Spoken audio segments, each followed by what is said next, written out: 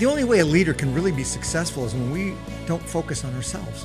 When we take the focus off of ourselves and we put the focus on the people we lead, and we say, how can I help these people improve their position that I'm leading them in? And how can I help them change their perspective about who they are, who the world around them is, and how they communicate with the people around them? And that's the real impact, is the people that we touch. Now, when we do that right, we have business success. We have success that gets recognized for promotions and such. But the moment we want to look at our own success and say, hey, look at me, we're going to fail as a leader. And so the impact doesn't happen immediately, but when we take this approach, the impact is so much more profound, so much more lasting, and so much more fulfilling.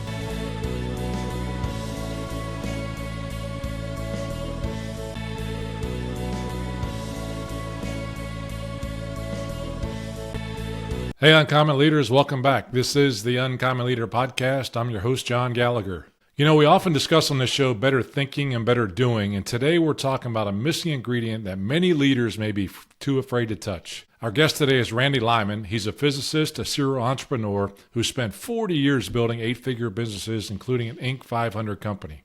Now, on paper, Randy had achieved the ultimate American dream, but he found himself sitting at the top, realizing he was completely disconnected and unable to enjoy the success he spent decades building. He's also the author of The Third Element, the missing key to activating the law of attraction, and he's here to teach us how bridging logic and human behavior can be the ultimate competitive advantage. Randy Lyman, welcome to the Uncommon Leader Podcast. How are you doing today? Every day is a great day, and it's great to be here with you. I love the approach in terms of making it a great day each day we go forward. I'm looking forward to the conversation. Certainly a little bit of pre-record conversation that could have been even B-roll as we talk about some of the things. But I know that the listeners of the Uncommon Leader Podcast are going to find great value in what we have to discuss today. So let's jump in, though, with the first question I always ask my first-time guests, and that's to ask you to tell me a story from your childhood that still impacts who you are today as a person or as a leader. Well, a story that definitely impacted me the first half of my life was a good friend of mine. His family, his father and mother were extremely emotional people, and their life was a mess.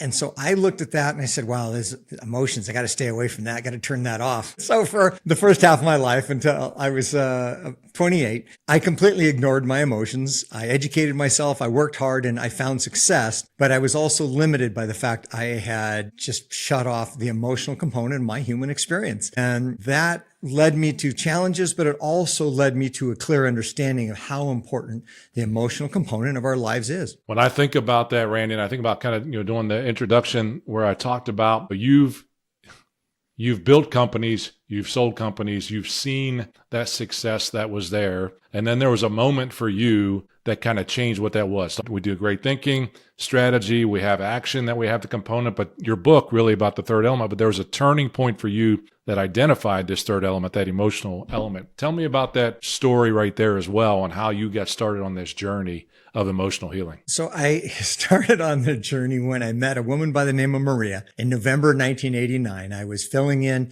one of my differential repair shops, automotive differential repair shops, filling in for the service manager who was on vacation. And Maria walked in because she was having some problems with the differential in her car. And I knew I had to spend time with this woman. I was just smitten immediately. And so we spent 3 years together. And during those 3 years, she introduced me to the unseen side of life, the emotional, spiritual side of life, and held a space for me and was patient with me as I became aware of my emotions, became aware of my emotional trauma from the past, nothing serious, but still it affected me, and became aware of a different way of looking at life. And once I started looking at the unseen spiritual side of life, who are we? That's bigger than our mind and our body. And I started to get in touch with my anger. When I was getting through the anger, I got in touch with the underlying emotional wounds of betrayal and abandonment and loneliness and all that. So I started working through all this. And after a few years of making some progress,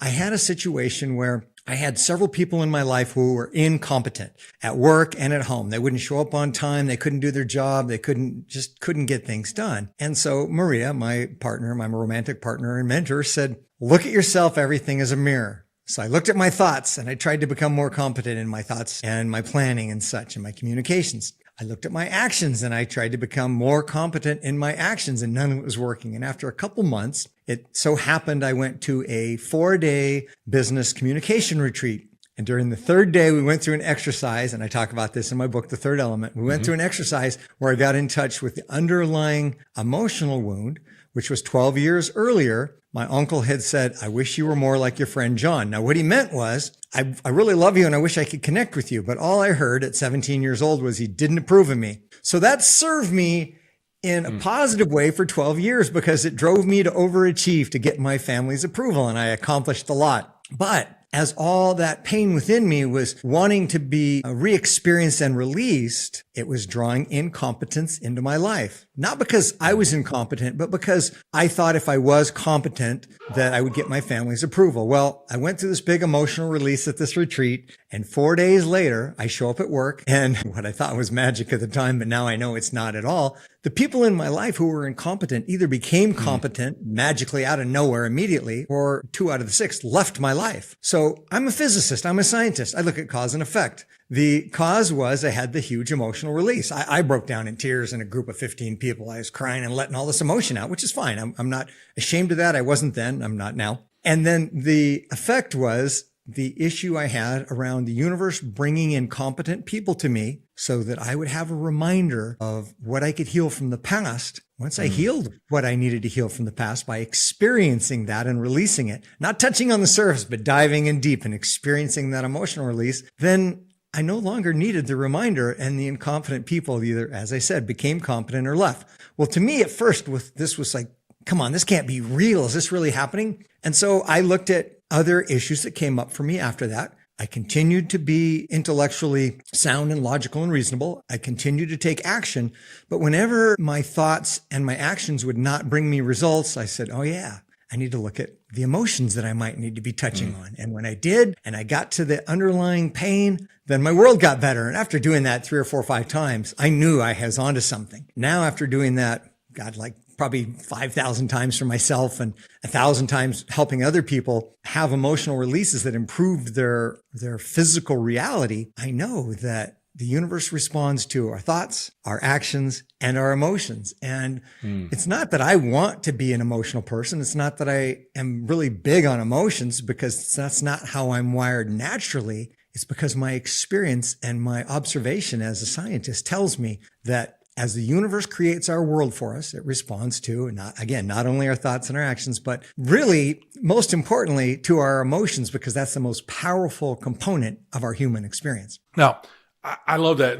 And you turned it into a book as well, The Third Element, as you kind of referenced. You've got your workbook there behind you for those that are watching on YouTube as well that goes along with it.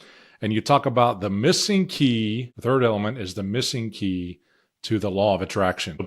Let's just kind of talk about that a little bit. Who did you write it for? The title, where did this come from? What's the law of attraction? This is the physicist in you, I believe. I'm a mechanical engineer. I don't quite have that depth over on the physicist side. And I know you have a connection on the mechanical engineering side and some of the work that you've done. But who did you write this thing for? And tell me about the name of it. I wrote it for people who were on a path of personal growth, personal improvement, whether you want to look at it as spiritual enlightenment or just finding mental clarity or whatever that might be. And so many of us have heard about the law of attraction, and we improve our thoughts and we improve our actions, how we operate in the world.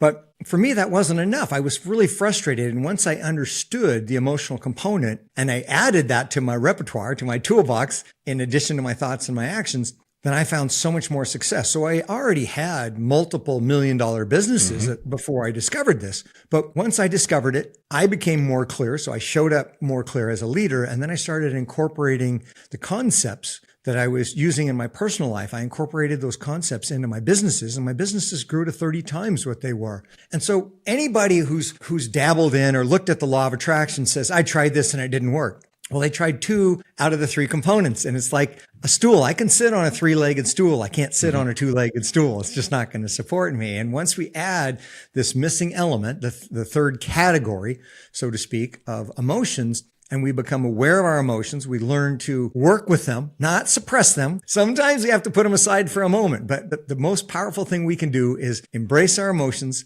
find healing, and then the law of attraction, which quantum physics is proving everything is energy and nothing is called into solid form until it's required for us in this moment. Well, we're living moment to moment. And my body is only experienced, and my physical reality is only experienced now in the present moment. Like they say, I can't cook on yesterday's hot stove. And so my body is in the present moment. My emotions have to be experienced through sensations in my physical body in the present moment.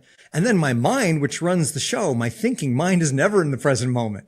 So my thinking mind cannot connect with my emotions. And so my emotions are bigger than time and space. My physical experience is right now, and my mind is removed from the now. So I had to find a way to have cooperation between my thinking mind, my physical body, and my emotions to become more clear. And once I figured it all out, and I'd done it so many times, I said, I want to share this with the rest of the world so people can understand what levers do we pull to get a better response from life and from our relationships and our business success and our everything we experience on the planet. What levers do we pull? So that's what I've identified. It's pretty simple. And I share examples of mistakes I've made and lessons I've learned and how people can really take better charge of their life. Yeah. So let's I want to almost take one step back before we talk about some of those examples and those solutions as you talk about. You mentioned the performance improvement when you added this third leg to the stool in terms of your performance. The component that I'm thinking about is that,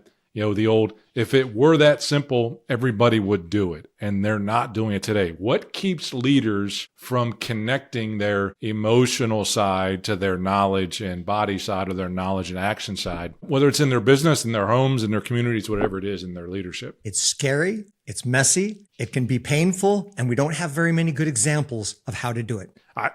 I think that's the scary part of it, right? In terms of connecting. You say in your book, we cannot use rationality to heal emotional wounds.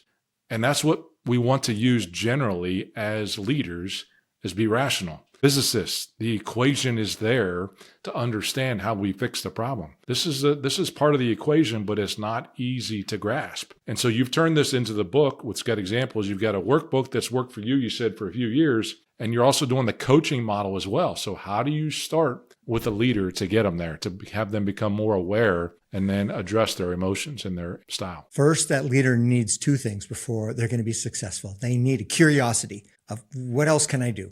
They have to have an open mind. That curiosity is important. And then they need to be interested in a deeper perspective. What is bigger than what I've already learned? How do we, as spiritual beings on a human path, how do we look at something bigger than ourselves and quantify that and turn it into something tangible we can work with? I don't just talk about esoteric ideas. Because I went from being so left brain to becoming balanced, I had to go through all those steps myself. And I remember those steps because I lived them. And what I do is I help people understand what it takes to make the changes, what specifically they can do to show up more clear and calm, and how they can incorporate the ideas that I've used in my business in their position of leadership. So it's first a matter of, are they interested? Are they willing to do the work? Helping them understand how it works, giving them an incentive to be willing to try something new. And then they have to set the intent and do the work. And I can help them every step of the way. But again, they have to start out with that curiosity and that curiosity about what is there that's just deeper than on the surface. Hey, Uncommon Leaders. Hope you're enjoying the episode so far.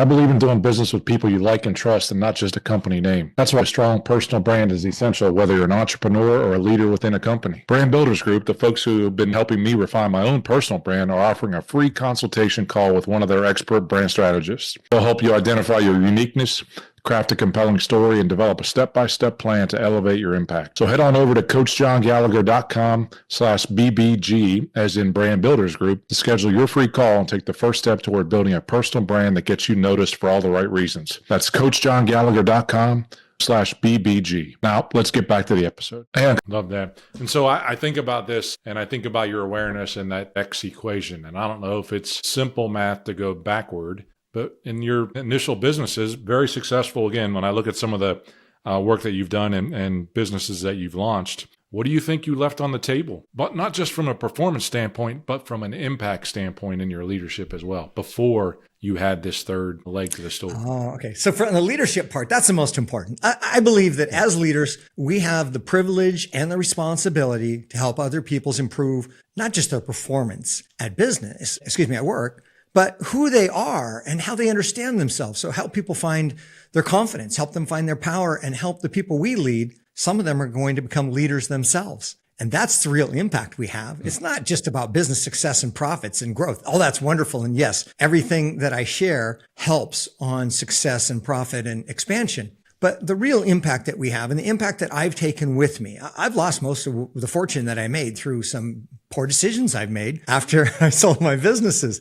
But what I carry with me today is the connection to the people that I worked with in the past, who I still stay in touch with, who have become leaders, who have found ways to improve their lives and improve their communities. The only way a leader can really be successful is when we don't focus on ourselves. When we take the focus off of ourselves and we put the focus on the people we lead, and we say, how can I help these people improve their position that I'm leading them in? And how can I help them change their perspective about who they are, who the world around them is, and how they communicate with the people around them? And that's the real impact, is the people that we touch. Now, when we do that right, we have business success. We have success that gets recognized for promotions and such. But the moment we want to look at our own success and say, hey, look at me, we're going to fail as a leader. And so the impact doesn't happen immediately. But when we take this approach, the impact is so much more profound, so much more lasting, and so much more fulfilling. You know, it's interesting. I mean, the typical Maya Angelou quote talks about people won't remember what you said knowledge-wise. They won't remember what you did, your actions and things like that. They remember how you made them feel as well. Back to that emotional component that's very important. And that impact lasts, and that becomes impact that stays forever inside of that space. I refer to it often as the greatest story ever told. When somebody writes the name of people who have made an impact on their lives, it's generally about how they made them feel inside of that space. So for you, and you get started with these leaders on this journey, protect the innocent, not with names, but tell me a story of a success story that you've worked with an individual, helping them become aware on this emotional side and how it's improved both their business performance and their life. I had a CEO I was working with who felt really alone because people just weren't listening to them. They were clear on what they wanted to accomplish. They were communicating it clearly, but people were still not paying attention and listening to them. So we dove into their personal life, and one of their sons wasn't listening, wasn't paying attention. Their life was a mess. And so I helped this person. I said, okay, what do you feel about your son? How frustrating is this? What are the underlying emotions? I don't want to go there. Okay, well, great. Don't go there. How's that working for you? Let's go there. We're going to do this in private. We're going to do this on the side. I'm not expecting anything. There will be no judgment at all. I'm just hoping you can get in touch with how frustrated you feel about your son and his position and his situation. And it was very painful for him to get in touch with that underlying disappointment, not disappointment in his son, but he was disappointed also in himself because he couldn't break through to his son. Sure. So he worked through his emotional challenges through journaling, through writing, through lists, through long walks, through EFT tapping and other exercises. And as he was able to get in touch with his own emotional pain around his son, then he had his own breakthroughs, and then he was able to connect with his son. And when he did, and he made that personal connection with somebody who wasn't listening to him, then he showed up at work, the universe did not have to remind him of that pain. And now people started listening to him. And now he was able to be more clear. He was able to be more calm, and he was able to be more considerate of the people around him because he understood the challenges they were going through. Also, anytime, I tell people this, anytime we have a challenge, yes, we need to deal with the outside world, whether it's operations or discipline or boundaries or whatever that might be. But the real lasting solution is, how do I change my thoughts? How do I change my actions? Or how do I feel the old emotions that I've been avoiding? So anyway, this CEO was able to find great success in business by dealing with his own personal challenges around his family. Love that. And I love the impact on family as well, being a big part of it, because I think those things can work hand in hand as you go through it. When you have seen this in working with others, because it's some would say that that's too soft. This emotional, getting connected with the emotional side. How do you help them to overcome that? I mean, it's a conversation. No way, Randy. I mean, that's just too soft, this emotional thing. I got to be hard driving and make this happen. It's exactly what I said. And if you told me what I have to say, today. If you told me, when I say today, 40 years ago, I said, you're crazy. You're nuts. That won't work. You just have to drive your way through. Just shut up and get the job done. Okay. Well, that worked 40 and 50 years ago, and it can work today, but we're in a different place today. And it's a good thing we're in a different place, because in physics, we talk about power, which is the ability to accomplish work. So I'm a leader. What does that say? That means I'm leading other people. Why am I leading other people? Because I cannot do the job alone. I cannot do the work alone. So I have to figure out, how do I inspire? I can motivate and push, and through fear, I can motivate. But how do I inspire my team to be the best that they can be and accomplish the most work they can accomplish? So my team is going to do what serves them. So when they know that me as a leader, I'm showing up from a place where I'm of service, I'm vulnerable, I put my ego aside, and now I'm here to help them succeed. And when they can feel through my actions, they can feel I'm here to help them succeed, they're on my side. So when I deliver a message and say, this is what we need to accomplish, they hear me, because I'm not showing up tense. I'm not showing up guarded. I'm not showing up pushing my way through anything. So they're calm, they relax, they listen, they feel appreciated. And now they're on my side because they know I'm on their side. And that's the best way to accomplish anything, is when the team is on the side of the mission. When the team learns how to make decisions, I have to teach them, but I teach them how to make decisions.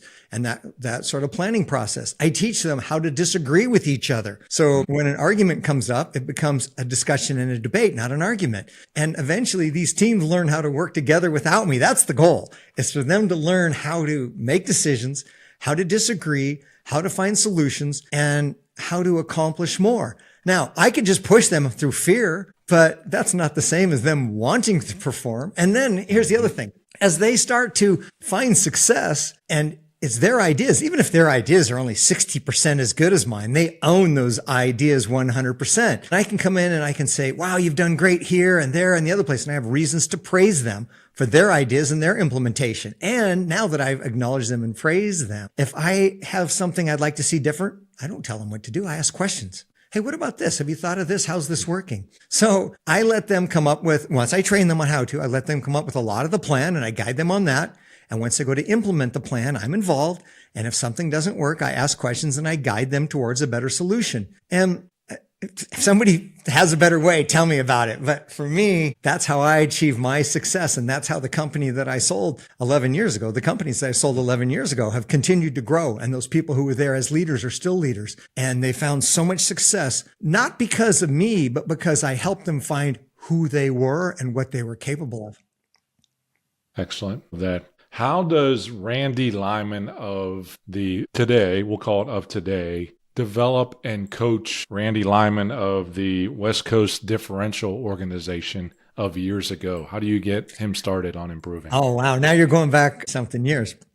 Mm-hmm. I had somebody I used to work with actually comment today on Facebook and said, wow, it's great to see where you're at today, because where you were 40 years ago, we were worried about you. So I thought I had to do everything perfectly. I thought I had to know all the answers. I thought I had to push people to accomplish things. And I also, here's the really important part. I thought a lot of people were driven by criticism. I was driven because I wanted to overachieve and I had emotional wounds. When somebody criticized me, I responded by getting stronger and by getting better. Most people are not wired that way, and they shouldn't be. Most people respond to praise, positive acknowledgement, and positive coaching and helping. So that's the difference between who I was then and who I am today, is I know that when people are acknowledged for who they are as an individual, three things. They're acknowledged for who they are as an individual. They feel like they're contributing to the cause, and they feel like they belong to the group. So that's more important than money. That's more important than anything else. And I didn't know that then. Excellent. The third element, book test, the binding. Someone reads it, sits it up on the shelf, just like the one behind me, folks, and they see the binding a year later. Let's talk about the book test. What do you want them to think? What do you want them to do? What do you want them to feel? All three components when they see that book on their bookshelf. I want them to look at it and say, wow, Randy was right. When I'm willing to be brave enough, brave is the key word, when I'm willing to be brave enough to look at my own emotional wounding and challenges and be open-minded about this, I was able to find success. And my life is so much better now. And not only am I more successful at business, but I'm able to connect with the people I love, my family, my friends, my community. And I want them to say, thank you for sharing this message, because this message is bigger than me. This is not about me, and this is not for me. This is a message I'm delivering so people can find a way to improve their life. And that's what I hope I That's what I hope they take away from this. And they realize what they're capable of, not what I'm capable of. It has nothing to do with me. I want them to be able to realize that they're so capable and they have control over their. Thank you for sharing that, because I think that is the one. I mean, again, it's a matter of saying, is it one that I go back to and read again because it impacted me? But it certainly can be that one to say, if I can understand myself better, I got a better chance at succeeding in that. A couple fun questions, Randy, before I kind of ask you about where to get in touch with you as well. So I think you're my first guest who's worn their cowboy hat on the call, which I think is phenomenal. When you move west to east, if you do that in the future, are you still going to wear that hat on the east side? I'm wearing a cowboy hat since I was about 3 years old. I looked at a picture a couple of days ago of me. I think it was at Christmas time in a cowboy hat. So I've been wearing a hat forever, and I'm comfortable with it. It works. And part of the challenge is I sunburn really easily. That's got to help there. Absolutely. Look, I sunburn as well. I mean, it's the Irish in me, no doubt, but I've got a noggin so big. I got to find me a good hat. I want to find one that fits properly. I see a couple of them up on your bookshelf as well. So I can certainly believe that you wear it all the time. And so what's your karaoke song then that you're singing when you're wearing that hat out? Toby Keith, I should have been a cowboy. Come on, should have been a cowboy. There you go. Absolutely. Sedonia, Arizona would absolutely do that to me as well. Toby's one of my I didn't know you were going to ask also. that question. That's funny. I did. I just think that one. I love to ask that one in there. In terms of that karaoke, it's one of the ones I use to facilitate to get to know a little bit more about folks, and then I'll create a little playlist if I'm facilitating a group. Create a playlist and play all their songs on a break and get them to sing a little bit on break. Plus, if they come back late from a break, then I will also have them sing for the whole group. That's kind of fun too. Anyway, I like that. And if it's their karaoke, they might like doing that. I've enjoyed this time, Randy, no doubt about it. Where can folks learn more, get in touch with you? Where do you want them to go? The easiest way is through my website, randylyman.com. And that's all run together, RANDYLYMAN. Through there, they can get access to the book and the workbooks. They can get some free offers. They can connect with my social media. Primarily, I'm on Instagram and LinkedIn and other platforms as well. But through my website, they can get in touch with me and send me a message if they'd like as well. Excellent. Randy, I've enjoyed this conversation, no doubt about it. I know we could talk even more and more. You got another book in the plans too, outside of the workbook? You working on another one? I have 2 fiction books. One of them is finished and it's with a final editor, and the other one is written first draft. And they are a very interesting story that I've written that will be released hopefully later this year, if not early next year. Okay. I'll hold you to that, absolutely. But we'll make sure that folks got a link to your website so they can learn more about you and connect with you. And I want to finish you with the last question, but it's always the last question I use with all of my first-time guests as well. I'm going to give you a billboard. Put it out there in Arizona, wherever you want to, or you're right on the highway. I don't know what it is, the highway that runs through Sedonia. I forget. I mean, what is it that kind of goes through? 89A. 89. What is the message you're going to put on that billboard, and why do you put that message on there? Life was meant to be beautiful. The book, The Third Element, explains it and makes it easy. Randy, I'm sure that the listeners of the Uncommon Leader podcast are going to find value in the words that you shared today and in your book. I encourage folks to get out there and get a copy of it and take the time to go through it. That 3-legged stool picture is perfect. We've got to have that knowledge side. We've got to have that action side. We've also got to have those emotions there for us to create that third element to help us achieve what we want to achieve both in business and in life. Thank you so much for adding value to the listeners today. I wish you the best in the future. You're welcome, John. Thanks for having me on. This is a lot of fun. Hey, Uncommon Leaders, great conversation with Randy right there. I know that you heard something that was valuable to you. I love the illustration of that 3-legged stool.